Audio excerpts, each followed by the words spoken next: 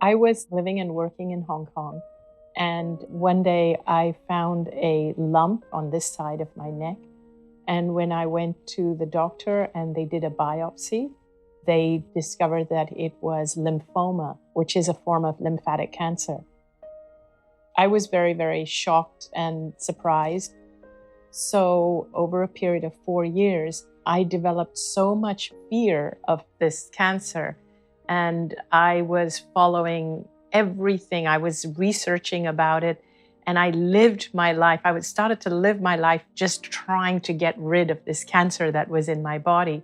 But I kept getting worse and weaker and weaker. And at that point, the doctors said that it's too late, even for anything. Your body is already too far gone. You're already dying.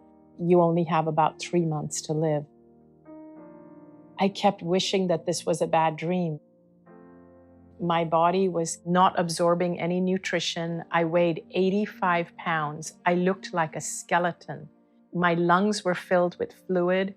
The tumors now in my body were all over my lymphatic system. They were the size of golf balls. And by February the 1st, 2006, I went into a coma. The nurse gave me a big dose of morphine because I hadn't been able to sleep or anything for many days because of the fluid in my lungs. And I was in so much pain and so much discomfort. And then on February the 2nd, in the morning, I didn't wake up. So it was at that point that the doctors told my family that these were my final hours and that my organs were now shutting down and I was going through the dying process. But what everybody around me didn't know was that I had left my body and I felt amazing. I could see and feel and hear everything that was happening all around me, but I felt light and free, and all the pain was gone and all the fear was gone. Something that I call unconditional love, I'd never felt anything like that in my physical life before. And I was aware of my body lying there in that hospital bed, but my body looked so small and helpless and lifeless compared to how I was feeling now. And I wanted my family to know that I'm fine. In fact, I'm better than fine. I feel fantastic. But there was no way for me to communicate with them. I was able to see and hear everything the doctors were doing, like they were taking fluid out of my lungs. And it was very different from having physical eyes. It was more like I had 360-degree peripheral vision. I could be aware of things that were happening behind, on the sides, above, below, everywhere, and beyond the walls. I was seeing and hearing conversations take place beyond the hospital room. And my husband was talking to the doctor outside, about 40 feet away, outside the room that I was in, and I was able to see and hear everything. I could even see and be aware that my brother, who was living in a different country, he was living in India at the time, I was able to see that he was rushing to get on a plane to come and reach me because he wanted to get to me before I died. I remember even feeling, gosh, I better not die until he gets here. Like many of us who grew up in the 60s and 70s, like I did, I knew science is the pathway to truth. And as much as I wanted to believe a lot of what I'd heard in my Methodist church growing up about an afterlife, about God, power of prayer, my work in science, and especially as I pursued a career in neurosurgery, left me wondering how conscious awareness could survive the death of the brain and body. So I taught for about 15 years at Harvard Medical School. That was all setting the stage for my near-death experience. So it's important to point out we never ever understood why this happened. When I first got to the emergency room, the doctors were very alarmed because of how quickly I'd gone downhill. Over 3.5 hours, I was deep in coma, grand mal seizures, and they found out the next day from microbiology that it was gram-negative bacterial meningitis caused by E. coli. And then, of course, they put me on 3 powerful intravenous antibiotics on a ventilator, and I went through that week not really showing any signs of improvement. So by the end of the week, the doctors held a family meeting on day 7 of coma. It was a Sunday morning, when they said it was, I was gone from a 10% chance of survival down to 2% chance. But unfortunately, they thought if I was in that 2% survivor category, that would never translate into any meaningful recovery. So that's why they suggested stopping the antibiotics and just letting nature take its course. Let the infection run, let me go. So way too deep in coma to have had any experience, especially when you realize that the CT and MRI show extensive damage. And yet the exact opposite is what I experienced. So how that journey unfolded was, beginning in that earthworm eye view, I was rescued by a slowly spinning white light. Initially, that portal led up into what I call the Gateway Valley. It was far more real than this world. It makes this world look like a dream. That's one thing that people have trouble understanding, because they think this is hardcore reality. Well, that world is far more real than this one. It was so refreshing and reassuring, I cannot put it into words. And it was soon after that that I had this sensation of a soft summer breeze blowing through that was like my first awareness of the divine presence of that infinitely loving force that so many other near-death experiences from all continents, all cultures, all belief systems, all millennia in the last 5,000 years have talked about this same kind of realm. And that's where our religions come from and all that. To me, it felt very, very real. In fact, it felt more real than this physical reality. It was as if my awareness was expanding more and more, like going through different levels, because after a while, I started to leave this physical level. And when we leave our physical body, we leave behind everything that's associated with our body, our biology, our voice, our race, our religion. All of that gets left behind.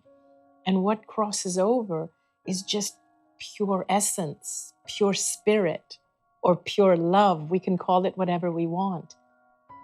And so I started to encounter the essence or the spirit of other people who were familiar to me, like my dad, who had died 10 years ago. I felt his presence around me. And even though he wasn't in his physical body, I recognized him immediately. It was literally like his energy and my energy just merged. And I was like, oh, Dad, it's you. I just knew. And we're not even talking to each other. We don't need to explain who we are. We know what each other is feeling right away without words. My dad and I, when I was growing up, we had a very turbulent relationship because I rebelled against my culture. I come from a culture where women are considered second-class citizens. And so my dad and I clashed a lot, and I even ran away from an arranged marriage. So when he passed away, I had always thought that I had let him down, that I had disappointed him as a daughter. But now here he was on the other side with me, and all I felt from him was pure, unconditional love. And I felt he understood why I was the way I was. So it was just the most incredible feeling. I then felt that I was surrounded by other beings, and I didn't recognize them all from this life. But I did feel that I was just unconditionally loved by them, and that they were there to protect me and help me.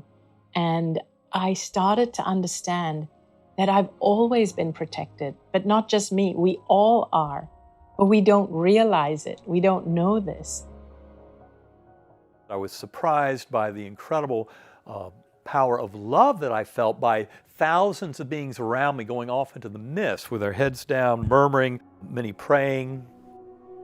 I remember the angelic choirs above that were fueling all this beautiful dancing and merriment served as yet another portal to higher and higher levels, all the way out to what I call the core. Infinite inky blackness, but filled to overflowing with unconditional love of that divine source.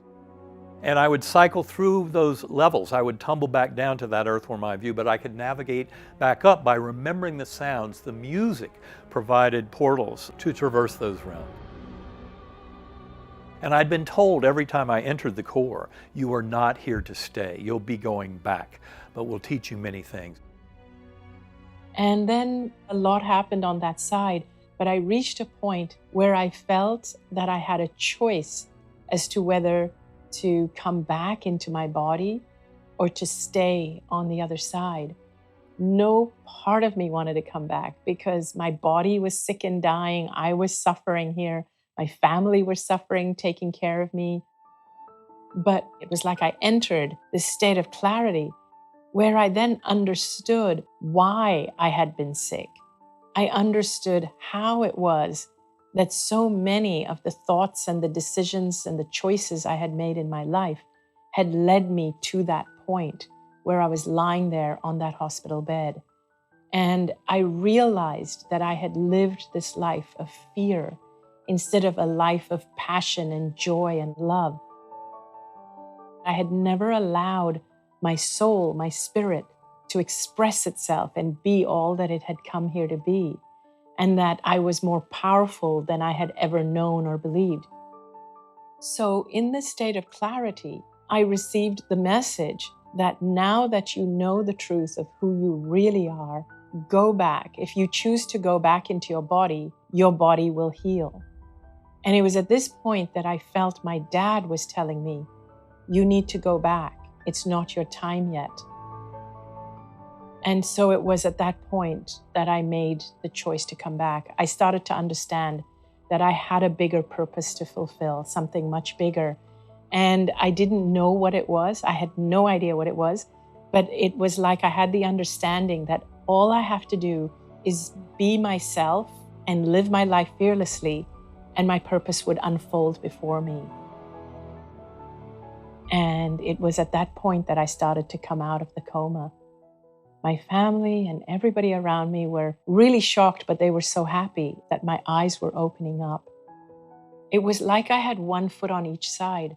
I kept saying to them, Dad is here.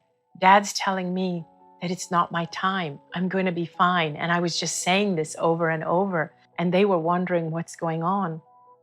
The doctor basically told my family, don't raise your hopes because she's still critical. Sometimes it happens. And then the doctor said, these are the drugs just messing with her mind. She's hallucinating. But then I said to the doctor, aren't you the doctor that took the fluid out of my lungs at about 4 a.m. this morning? And that's when he said, but you were in a coma. You couldn't know that. So he got really shocked and started to wonder what's going on. I said to my husband, isn't he the doctor that said, I'm not even going to make it through the night? And my husband said, you couldn't possibly have heard that. He said that to me outside of the room, down the hallway near the nurses' station.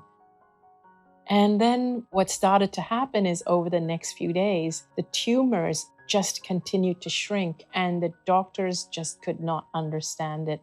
I had to start getting a little bit stronger and start getting out of bed. And within 3.5 weeks, they could find no trace of the cancer anymore. And within 5 weeks, they let me go home to live my life cancer-free. And that was 14.5 years ago. And then I came back to this world. But when I did, when I woke up in that ICU bed on day 7 of coma, all I knew was where I had been. My brain was so wrecked, and I still had no memories of my life before. So when I was first coming out of coma and they first extubated me, I was still not even recognizing loved ones at the bedside, although that recognition in my language came back very rapidly, literally over hours. Memories were even more complete than they had been before coma. That was something that was a real shock. Everything turned around tremendously. I mean, inexplicably. And that's one of the points that's made in that case report about my medical records, is how this is not just like, oh, well, we see this, 1% of the time, or we just don't see it. So the medical people's opinions was very, very mixed. One thing that they all agreed on is that I am lucky to be alive. They all agreed that I should have died. Another one of my doctors says that all the things that I experienced, what I say happened on the other side, seeing my dad and everything, he says that was my brain hallucinating. And he says that was the drugs messing with my mind. But that's the other part that the doctors and the medical people could not explain, is how was I able to see my brother? How did I know he was on a plane flying to see me? And how did I hear the doctors? But my doctor who was treating me actually said that you're not the first person to tell me such a story. And he said he has heard other patients who have experienced crossing over on the other side. And what happened, though, is that I was interviewed once by a local newspaper. And then the newspaper journalist said to me, would your doctor be willing to verify everything that happened? And I said, yes, he completely believed me. But when the newspaper interviewed him, he didn't say everything the way he said it to me. And he was too embarrassed to speak it publicly. And many years later is when another doctor said to me that, yeah, if we say these things publicly, we can be ridiculed and we can even lose our license.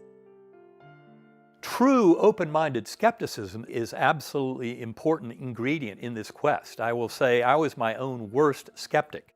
I'd spent 54 years of my life honing a very conventional scientific worldview. But essentially, my coma journey to a neurosurgeon interested in explaining consciousness had a tremendous number of lessons to help me understand that much of what we thought was completely wrong. And what I've found is in the 11 years since, I've worked with many scientists around the world who are interested in consciousness. All of the tremendous evidence that is available to all of us who study things like the afterlife, parapsychology, the reality of things like telepathy, remote viewing, out-of-body experiences. All these phenomena of consciousness, bringing science and spirituality together and explaining consciousness in a much more satisfactory fashion than the very bleak and paltry fiction of materialist explanation. So obviously, you have to study these phenomena directly. My name is Dean Radin. I'm the chief scientist at the Institute of Noetic Sciences in Petaluma, California. If you don't know what IONS is, then you should not be watching this movie because it's too late, basically. The Institute of Noetic Sciences is an institute devoted to studying the nature of consciousness. It's part of a spectrum of experiences. So some of them are psychic, some are mystical, some are déjà vus, clairvoyance, precognition, a whole range of experiences that are actually very common in terms not of belief, but of what people actually experience. These kinds of things happen. The next question is, well, why don't we find departments of psychic research in every university? The answer is that in the modern world, we follow a certain set of assumptions about the way that reality is. And so a philosopher would call it materialism. And it's the idea that everything that we know, including the mind, is made up out of matter and energy. From that perspective, the idea that aspects of your mind or awareness can transcend space and time, because that's the strangeness of mystical and psychic experience, these things are considered impossible. It's not possible to have parts of your awareness extending away from your brain. So because the prevailing idea is that it's impossible, the only way of understanding the experiences is that they're either made up, or they're coincidence, or some other mundane explanation. One of the problems with materialist science is they keep looking in the material world to try and prove things. So if you're looking at the physical brain and you're saying, well, we assume that this thing creates consciousness, and then you see all these things you can measure, like on a functional MRI or on magnetoencephalography or a spectral electroencephalogram or whatever your mode of examining the brain, if you're sitting there thinking whatever we see is going to explain it all, you're obviously misled. Sorry, it's not there. I think it's important to be clear that the brain and the mind, or the brain and internal experience, are clearly correlated with each other. So there's a relationship between brain activity and our internal experience. But that relationship actually doesn't say very much about what is the causal direction. The usual presumption is that the brain processing is the causal reason why we have consciousness. But that's an inference that would be very difficult to justify, because it could just as well be in the other direction. And in fact, this is what gives rise to ideas that it's not that the brain is generating consciousness, but rather the brain is receiving consciousness or as a filter of consciousness, which is somehow out there.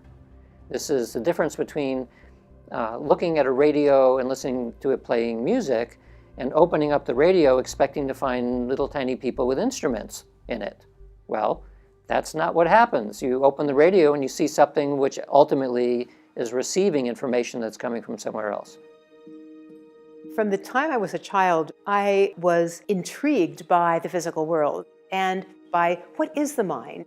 So I went on and got my PhD in neuroscience and then began doing research in rehabilitation neuroscience. So things like working with children with cerebral palsy, people with stroke, people with Parkinson's disease, and trying to find new therapies to help them move better, to make their brains function better again. So I enjoy that, but I should say that at a certain point in my career, I had an experience in meditation at a meditation retreat that shifted my whole understanding of awareness. I was a bit in a quandary because I had a sense that there was more to consciousness than I had originally thought. And everybody on this world would say the brain is very important in our embodied consciousness. We all know that. But at the same time, when you look at other research, for example, on near-death experiences, you find out somebody has had cardiac arrest, their brain has completely stopped, and yet these people nevertheless retain their consciousness, and they do something even more than that. They actually see now everything around them from a perspective outside of their body. The point is that if there is no brain activity in the entire cortex, there couldn't even be a hallucination. And that's what the materialist neuroscientists have to deal with. And of course, one of the things they'll say is, well, maybe the experience happened when there was still a little bit of brain activity and they just thought it was happening in the middle of the coma. But in fact, you can prove by what they were seeing that they were definitely in the middle of a deep, deep coma with no brain activity, watching things happening then. And they are seeing non-local events that would be impossible even to see with the normal brain.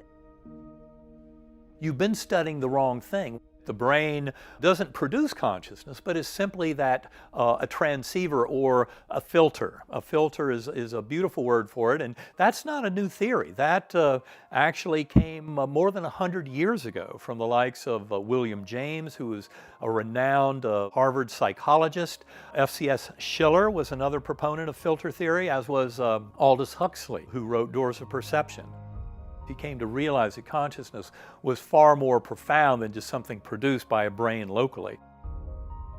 So right now, the brain filters everything out but the five senses, and therefore I see you and the things around me as almost like a measly trickle, someone said, of what is actually available for me to see. And the idea that William James brought forth was that when you have a mystical experience or a near-death experience, what happens is those filters in the brain are actually partially removed. But in normal waking physical consciousness, those filters are there for a good reason, to help us function in this physical world. Yeah, clearly what we perceive with our ordinary senses in the everyday world is not the world. It's a cartoon of the world.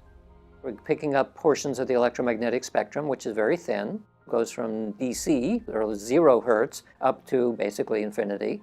We're picking up a thin slice. This is true for every one of our senses. So we're picking up little tiny pieces of an energetic world out there, and from that constructing the world that we see. So our sense of what is out there, our common sense view, is a construction. We know that. That's easy to demonstrate. Then, of course, it begs the question, well, what is the real world? What is it really like? There it gets much more difficult to talk about. One would think, perhaps, that under certain degrees of meditative experience, under transformative experiences that could be spontaneous, what is often reported is typically by mystics, that they now experience the world the way it actually is. One thing that happens with many people who have a near-death experience is that when they come back, they now have psychic abilities that they don't even necessarily want. And sometimes these psychic abilities frighten them. What we study are experiences, ultimately. People have strange experiences.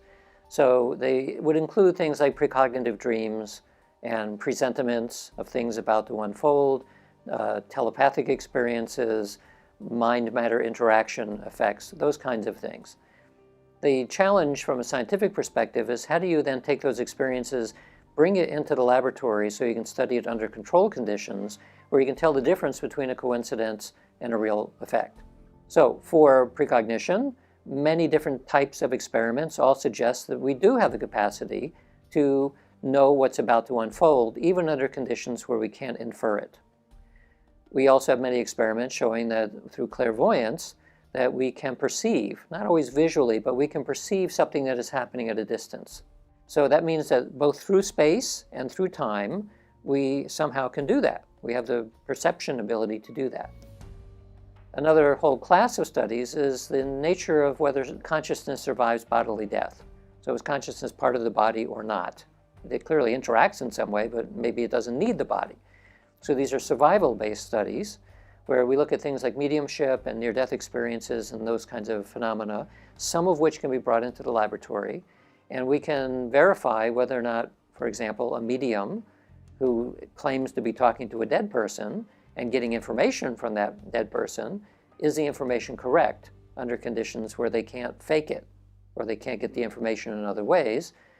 And there too, we can verify that that actually does happen sometimes. We're maybe capable of much more than we currently think. From a scientific perspective, these things shouldn't happen, but they do happen. So clearly we've missed something important.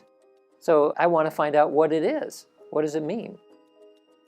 I'm Rupert Sheldrake. I'm a biologist. I did research at Cambridge on the development of plants. I taught at Cambridge. I was a fellow of Clare College. I studied philosophy at Harvard. I did history and philosophy of science there. The reason I did that was because when I was a student in Cambridge, I felt that biology had become very limited by this mechanistic theory of life, treating animals and plants as machines and treating people as machines. And I wanted to see if it's possible to have a philosophy of science, a way of doing science that was more broad and more inclusive. Since then, I've been doing research in morphic resonance, memory in nature, and on unexplained abilities of animals and people. There's a lot of evidence for these phenomena. I mean, from years of research by psychic researchers and parapsychologists. But from the materialist point of view, all my mental activity is in my head. So if I think about you and you're 100 kilometers away and I want to telephone you, and you start thinking about me, and when I ring you, you say, "That's funny, I was just thinking about you," a very common kind of telepathy. Almost everyone has experienced this, and I've shown by means of controlled, randomized experiments that this is not just chance coincidence.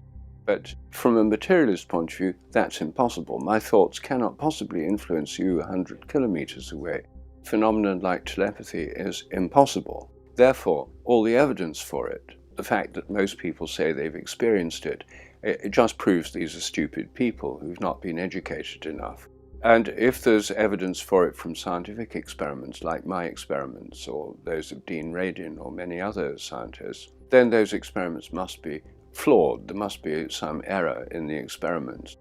This debate has been going, it's not really a debate, because it's a denial campaign, has been going on for decades, and enormously influences the educational systems. Most people are interested in these phenomena because they actually happen and they influence their lives. But then when they see a culture of denial in the scientific world, what this does is makes people feel that science is dogmatic, narrow, and limited, and they're right. It's really unfortunate the way science is practiced today. It's kind of like an old boys club where about the only way to get things done is to do experiments that prove the accepted hypotheses about the universe. And yet when you hit all these jagged edges that say the model is wrong, what our current community tries to have us do is, well, no, stick to the plan. But if you sooner or later get to a point, as Thomas Kuhn pointed out in his book about scientific revolutions back in the mid-20th century, where you have a breaking point, where there's so much evidence that breaks the rules of the reigning paradigm that you have to basically throw the paradigm out. So at this time, there are approximately 10 different meta-analyses of classes of experiments looking at various kinds of psychic phenomena, published in mainstream journals. So why does it remain controversial?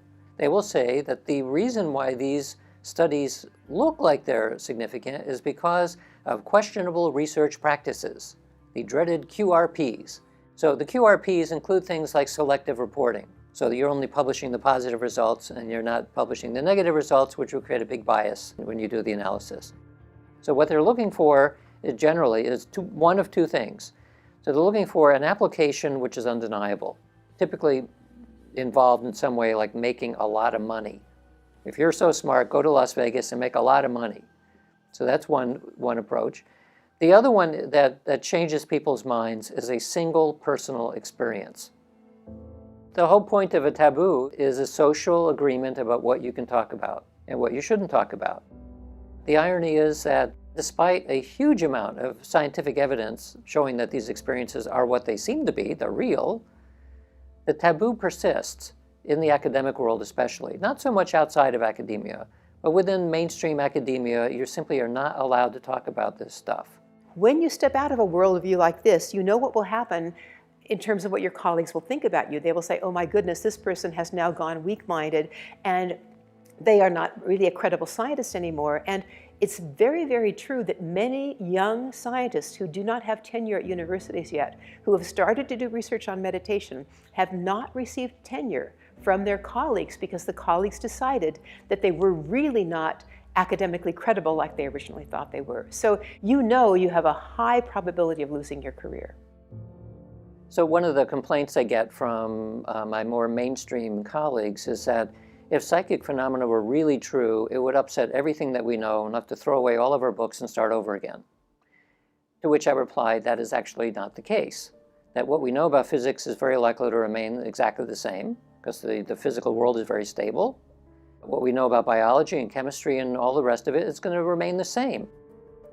We don't throw away the science we've got. What the science we've got has done is established a whole range of facts about nature, and it's extremely successful in building machines. It's very unsuccessful in understanding consciousness, in understanding the interconnectedness of nature, and in understanding our role in the world and in nature. That's why we have an ecological crisis. There's something gone horribly wrong by applying this kind of science, which is very limited, without a bigger picture.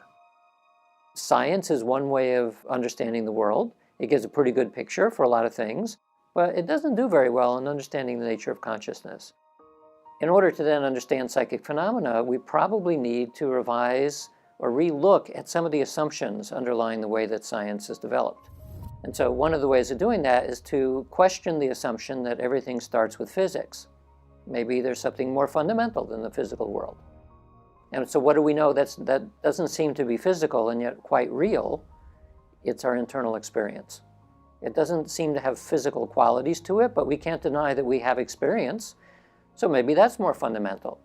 If that's the case, then if you think of the scientific disciplines as a hierarchy with physics at the bottom and then chemistry, biology, psychology, maybe there's something that needs to go below physics. So a number of thought leaders today across the board in science are beginning to say things like, what's more fundamental than matter and energy is information. It's somewhat more abstract than what we think of as physicality, but from information you can create matter and energy. You can describe it and form a universe based on information. Well, all of that is closely aligned with the esoteric traditions, which say ultimately that consciousness is more fundamental in the physical world. It all comes from consciousness somehow. Whether it's Kabbalah or Neoplatonism or Hermeticism or you name it, you find it in almost every esoteric tradition, a way of thinking about how consciousness in its primordial state turns into reality. That's idealism. That's the notion that only the mental exists, and that in fact the universe is mental primarily, and that all the physical universe simply emerges based on the principles of that mental realm. Top-down causality. When you combine the consilience of the neuroscience of consciousness, philosophy of mind, of quantum physics, which is the most fundamental presentation of the mind-body question, and they're all converging to say, consciousness is the one thing that exists, that all of physical reality emerges out of that. it just becomes obvious that this is a mental universe. Mind has tremendous power over matter, and we prove that all the time as humans with our own health. My basic education in the university was understanding the nature of cell biology, how cells work.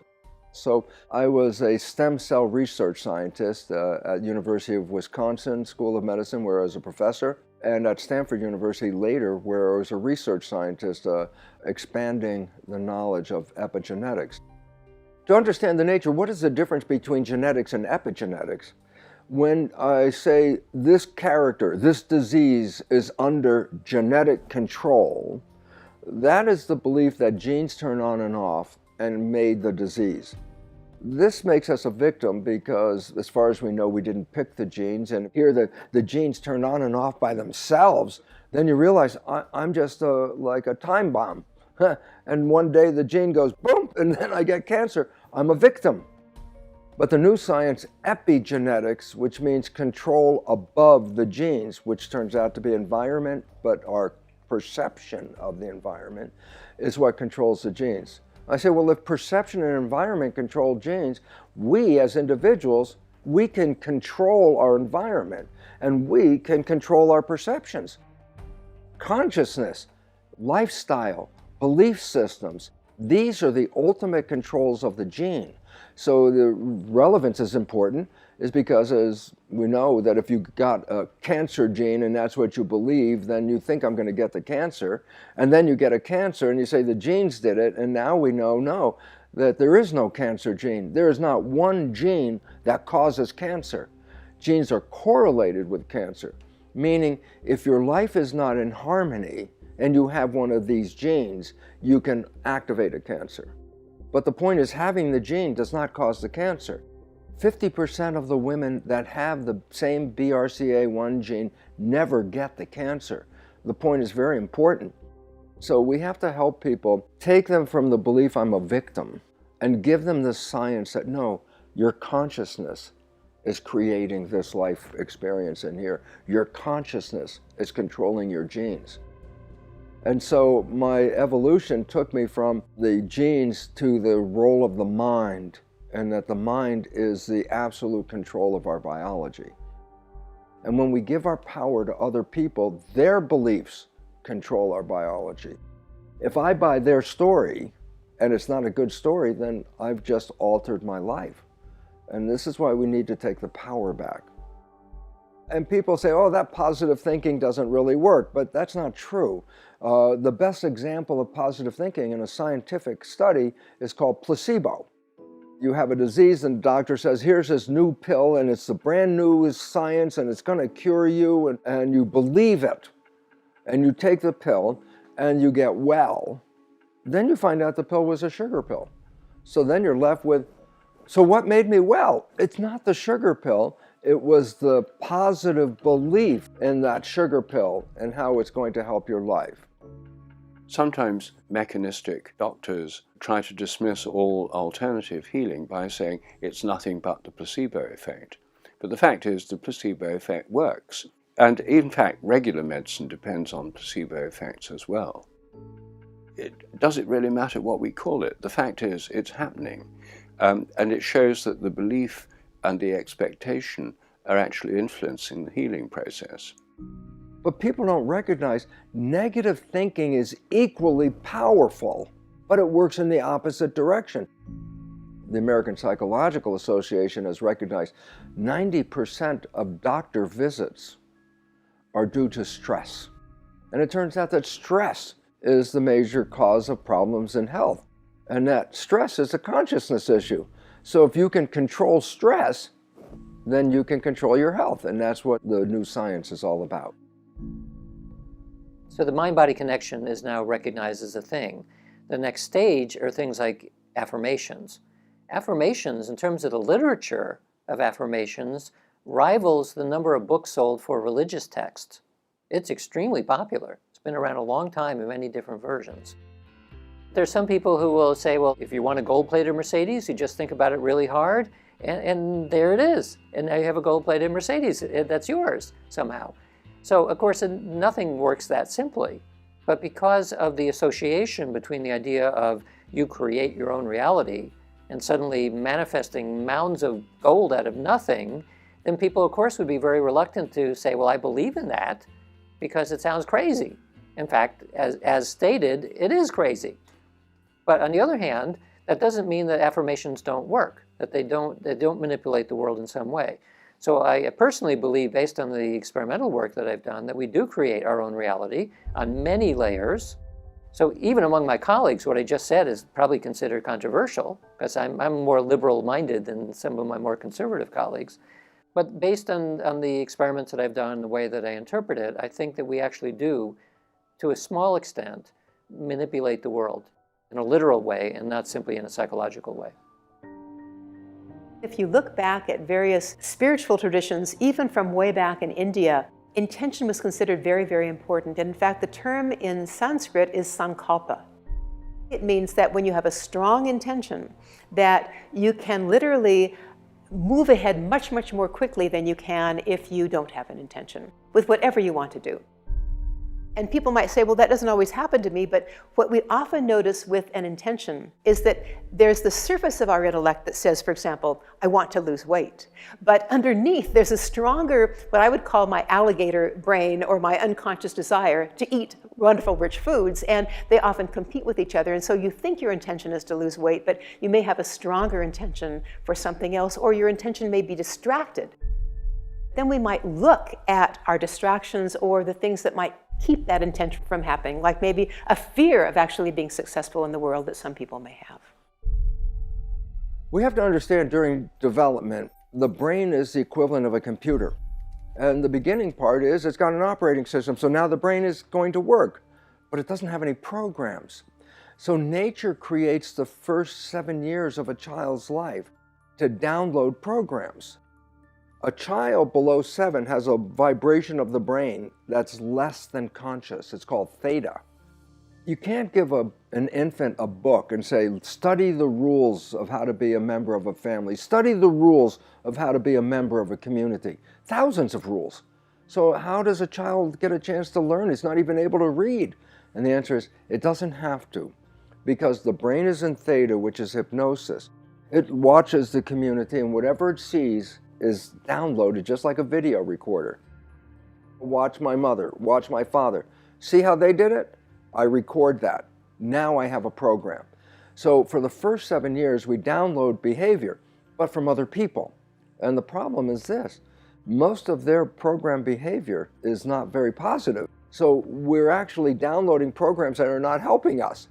And this goes into the subconscious. So the subconscious is like a hard drive in a computer. It's got programs, okay? And the conscious mind is the creator, like the one that types on the keyboard. But you still have to work through the program. So here's the interesting conclusion. 95% of our life is coming from the program. Your life is a printout of your program. Conscious mind is wishes and desires. That's what you want from your life. Health, happiness, good relationship, good job. Conscious mind, creative. But when conscious mind is thinking 95% of the day, the automatic behavior is coming from the program. Very often, we don't realize the concepts that we're holding inside of us about either I can't do that or this is impossible or things like that. And I think that's an interesting word that we use often, psychologists use it as well, that we project onto the world what our story, which is our own filter, our own lens, is telling us about it. We have in our head very positive thoughts, but our life doesn't match the thoughts. If the life isn't working well, if we say you're a victim, that means I'm powerless. Oh, it happened to me, I'm just a victim. I go, there are no victims. We are creating what we are doing.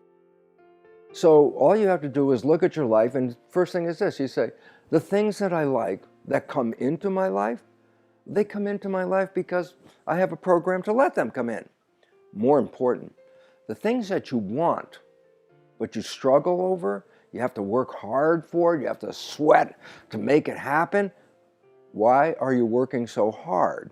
The answer is inevitably whatever you want and you can't get it is because the program you have doesn't support it.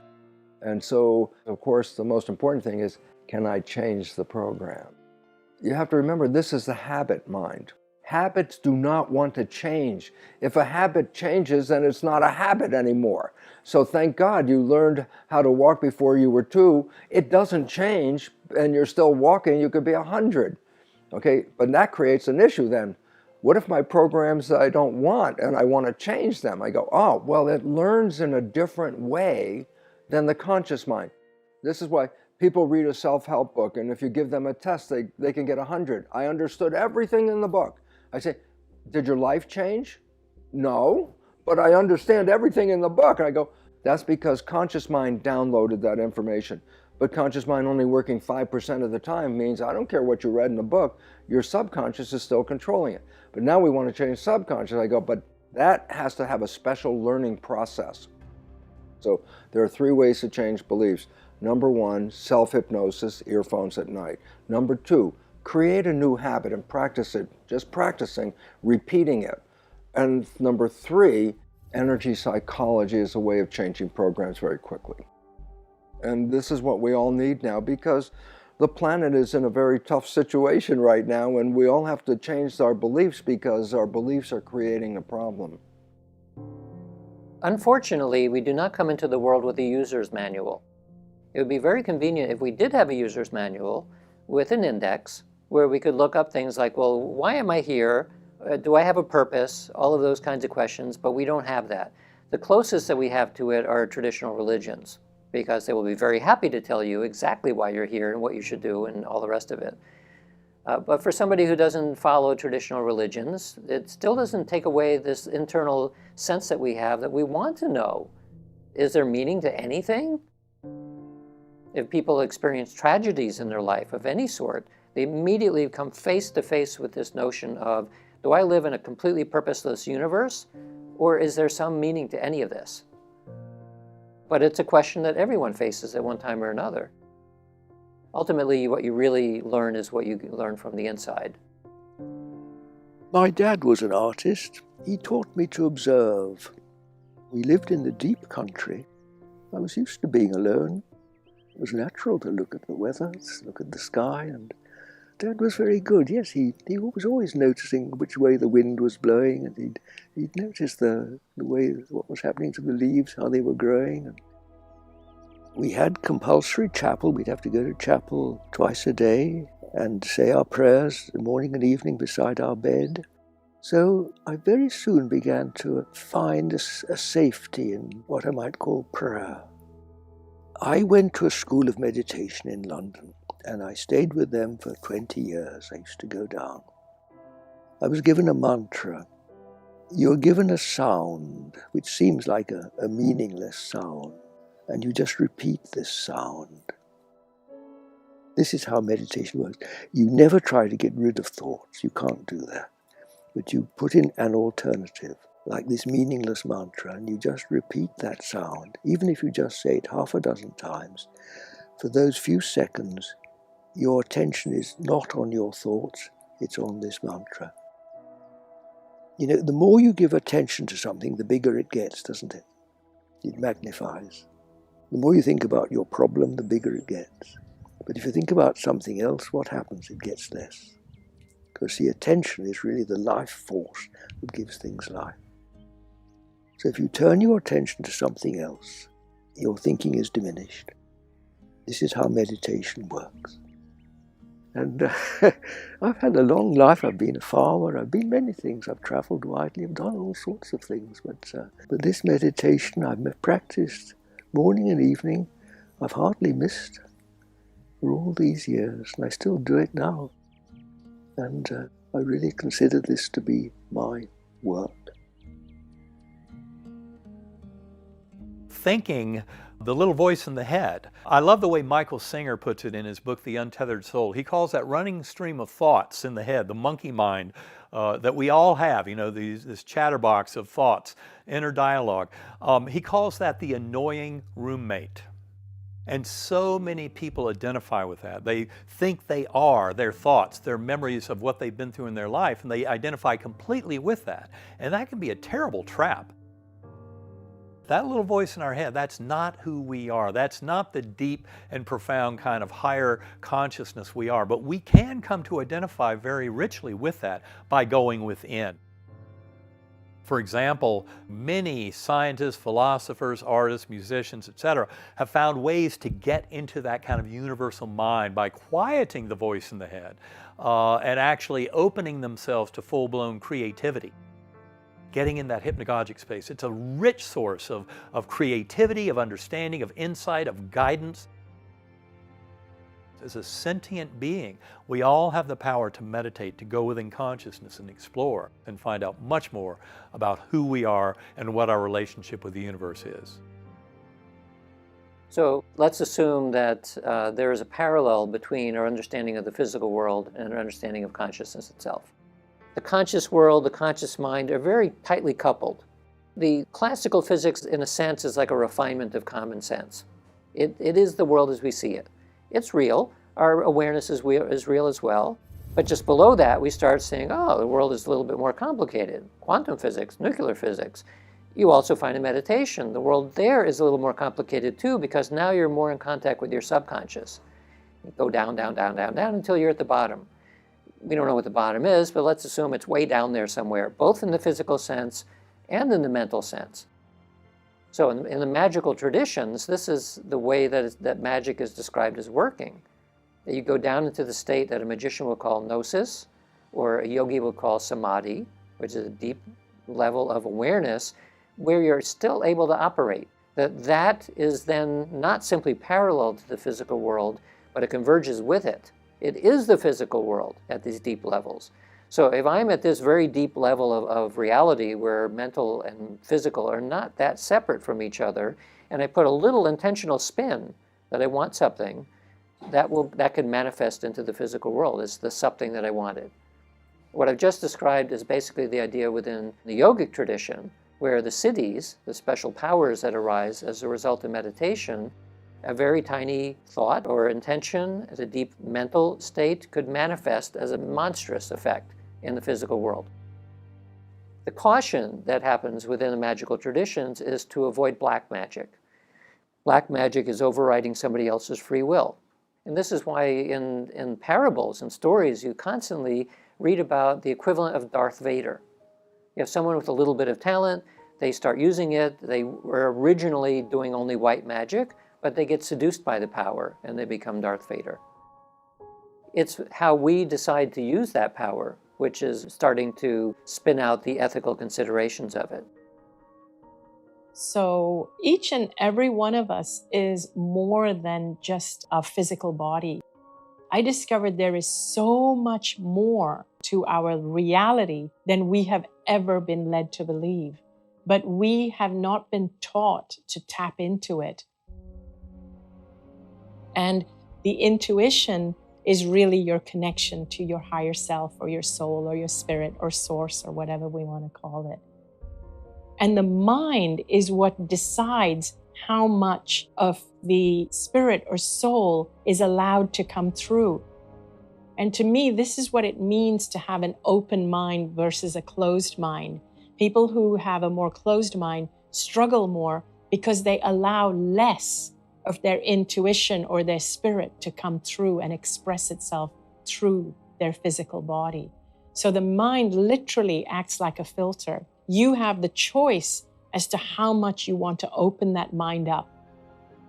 And when you allow your intuition will always guide you to what is best for you. What does it make me feel? Does it make me feel expanded or small? And that is one thing that they don't teach you at schools or college. Nobody asks you, how does it make you feel, including what career you choose. One of the consequences of a materialistic understanding of the brain-mind relationship is that it leads to the idea that your sense of awareness, your consciousness, is a side effect of the brain processing. Then that leads to the notion of a nihilistic universe. It's a universe that doesn't have any meaning or purpose. That, in a sense, is the way that modern civilization works. That the best that you can do in a nihilistic universe is to die with the most toys. That's the way it's sometimes put. And among other things, the notion that your life really doesn't have any meaning to it and that you're completely isolated from other people, which is another consequence of materialism, leads to things like greed. All of the human vices are then amplified because you have to look out for yourself. You're not connected with other people. It doesn't matter if somebody's starving on the other side of the world. That's the view of reality that we end up with. We're becoming better and better at creating distractions, which is an escape. And there's nothing wrong with an escape. I mean, sometimes the world is such that you want to escape it. It's not clear, though, that it's telling us something which is what we really want to know, which is what is actually going on here. It's alarming, it's tragic, and it should fire up anybody who heeds what I say to take this work seriously, dead seriously. This raising of consciousness truly is a salvation, you see. It saves us from this pit of darkness or ignorance, which is called the world. Infinite love, infinite fulfillment is what you might call our real home. This is where we come from. Somehow we left it, we lost paradise, and we've fallen into this world. The human condition, lost in thought, is really a state of darkness or ignorance. The wisdom of man is foolishness to God. Human knowledge is ignorance. Wisdom or faith is at a higher level when you begin to function from here rather than from here. And if you long sufficiently for truth, for whatever it is, love or peace or fulfillment in true knowledge, you will gradually find like a sort of compass within yourself that you're being led in this direction. And then freedom, you could say, takes you by the hand and leads you along the way. Yes, it takes a bit of getting used to if you're not used to it. And fear is one of the things we have to overcome. But much depends on how determined you are, how much you want to be free. One of the problems with society and the way that we live right now is that we are conditioned to operate from a place of fear. For example, the news media fills us with fear. Even our financial system is driven by fear of not having enough money. But in actuality, the fear itself is what causes the problem. It cuts us off from our connection to our spirit or our higher self or source. It cuts us off from our intuition. And so my work has been, for myself, is to always maintain that connection and to not buy into the messages that this paradigm is constantly feeding us. Don't buy into those messages. And when people say to me that, oh, what you're saying is wonderful, but it's not practical for this life, we have to be in survival mode. My answer is, for me, I used to be in survival mode and it gave me cancer. So I refuse to go into that mode anymore. I have been depressed about the state of the world, about the land misuse. But the real depression, which lasted several years, occurred when I was 47, after a great love experience, which really turned me upside down. I suppose you could say it altered the course of my life. I wandered for several years, not really knowing where to go or what to do. So I know a lot about depression and despair. Yes, the world is full of good advice, isn't it?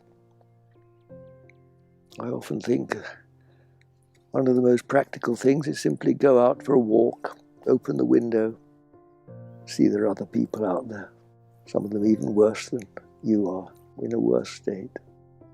And then one thing leads to another. Well, as they say, time heals. Sometimes you just got to stick it out, like the weather. Sometimes you just got to wait a bit. But mercifully, things come to pass, both the good and the bad. For most of us, sometime in life, the clouds do pass. A lot of people ask me, is it just about positive thinking? No, it's none of that.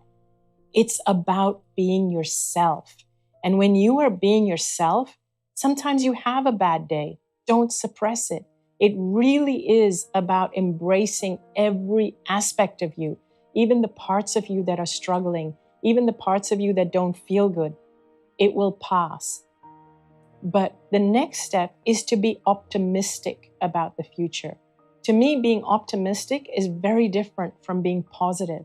Optimistic means I may not feel this way now, but it doesn't mean it's always going to be that way. Tomorrow's going to be different. You are a facet of the divine or God or source. So if all you do is to allow spirit and know and trust that my spirit came here for a purpose and a reason, and you allow it to express itself through you, what is truly yours comes to you. That is such an important concept. And I realized when I came back from my coma journey that the vast majority of problems in our world are not because I don't love my neighbor enough, not because I don't love my enemy enough, but I don't love myself enough. The wonderful story about this new science is that programming is what creates our life, and parents are programmers. And so if parents knew that their words that they say to a child are shaping the future of that child, then parents would start to say different things to their children. Instead of criticizing them, saying, that's not good enough, and you don't deserve this, and who do you think you are? Trying to get them to do better. But remember, a child under 7 is not thinking. It's just recording. What does it hear? Not good enough, not worthy, not lovable, not deserving. It's more effective for parents to say, you are the most wonderful child, you are smart, you can do anything, you're very powerful, you're a creator. Why? Because if those are the programs, and then the child's life is 95% from those programs, all of those programs give power to a child. And so we have to recognize, I want to be a conscious parent, so that if both parents are doing this, at some point, they will rewrite the negative programming and then become truly conscious parents and creating the next generation with power. This is a lesson that's very crucial for this world to learn today, especially in the face of ongoing violence, warfare, conflict, refugees. Humanity at our current level of progression is in a very kind of barbaric phase of our growth. And it is time for us to wake up and realize we have responsibility. In fact, I would say that our materialist science, by giving us this lead of thinking we're all separate, and then Darwinian evolution, which was misinterpreted in the 20th century as survival of the fittest in competition, only the strongest survive. That's not the way evolution really works. In fact, modern biologists will point to the amount of collaboration and cooperation in the biological world. That's how biological success happens. And we see exactly the opposite with what humans are doing in wrecking our planet, even as we speak. And this kind of greedy selfishness and the polarization of wealth with the rich. I just saw today that the 400 wealthiest families in the United States have more wealth than the bottom 60% of the population. That's wrong. Completely wrong. And we see that all around the world. Becoming rich comes with a number of perks. The appeal of getting more money means that your life becomes a lot more comfortable. And yeah, I know plenty of very wealthy people who are very, very unhappy because they learn, among other things, that while you can get some creature comforts and your life can be easier in many ways, it does not address the question of who and what we are. And also it's not going to address the question of you're going to die, and what do you think about that?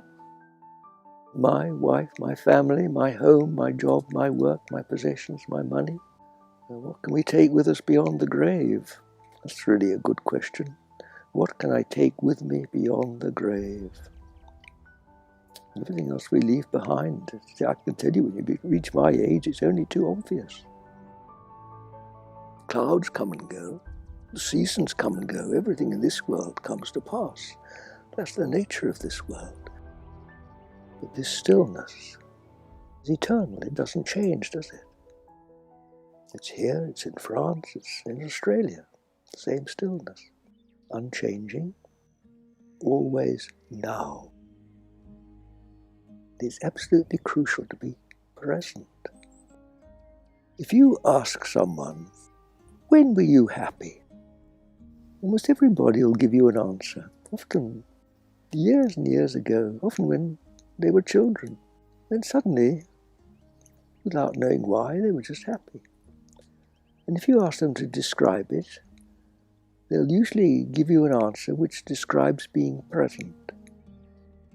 Just seeing the sunshine, or just by the seaside, just seeing the waves, or just stroking a dog, just suddenly feeling the touch of the dogs, or the look in the dog's eyes. These are moments of insight, and amazingly people remember them all their lives, because those are the real moments when we've actually touched on what's real in life.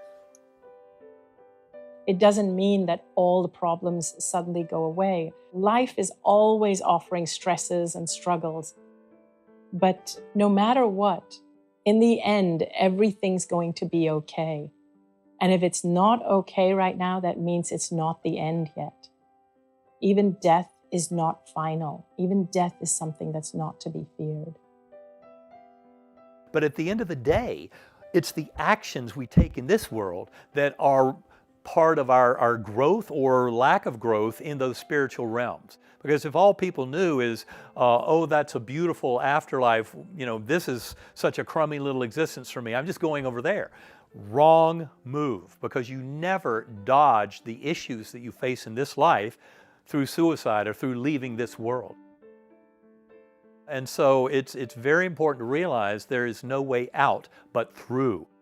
And the more we bring that love into this world, the more we actually grow as souls. And that's why this whole universe exists, is for sentient beings to make these discoveries, to learn and teach together in growing towards their understanding of their connection with the universe. Interesting, as a scientist, I never believed in spirituality because I was programmed with a belief of genes controlling life. But as my world changed and I started to see how the environment was controlling the cells, I started to recognize something, that no two people are exactly the same. And the identity is a set of protein receptors, antennas, just like television antennas, on the surface of the cell. I say, well, why is it important? Because these are called self receptors, receivers of self. Then where's the signal of self coming from that activates these antennas? The answer is not inside the cell, outside the cell. And that's when I thought, oh my goodness, my identity is picked up by these antennas, but the antennas are receiving a broadcast from the environment. This is the television, and I am the broadcast. Because if I am the broadcast is always here. It's the televisions that come and go. So then we have to recognize the idea of death is not what we have believed it to be, an end. Death just means, okay, the television's broken, but you're still the broadcast. You're still here in a different form. And you can manifest the physical part again. That's called reincarnation. But you're always here as a spirit. And once we own that we are spiritual entities, then we become empowered because the fear of death will disappear. Field, invisible moving forces that influence the physical world. I go, okay, cool. I go, wait. There's another word with the same definition. Spirit, invisible moving forces that influence the physical world. Whether you say the word field or whether you say the word spirit, they are functionally the same thing. And so this is a uniting of ancient spirituality and modern science are coming across to become one again the same. I love that quote from Nikola Tesla. When science first begins to investigate non-physical phenomena, they will discover more in the first decade than they have in all the existence of the scientific revolution. And I think that we're getting very close to entering that decade even now. This world is on the verge of a tremendous revolution in thinking that is long overdue. I think that we desperately need a kind of sense of spiritual reconnection in the Western world. There's been an extreme process of secularization, of abandonment of traditional religion in favor of a secular scientific worldview. But that turns out to be very thin and unsustaining and gives such a narrow view of human nature and consciousness, and also leads to consequences that are so destructive to the environment and our relationship to the environment. Previously, before Descartes, in the Middle Ages in Europe, the worldview was that nature is alive, the earth is alive, animals and plants are truly alive, they are beings with souls. The whole universe is alive, the stars are intelligent. So what we need is a reconnection with that sense of spirit and greater connection with the whole earth, the whole cosmos, and the realm of consciousness beyond the human level.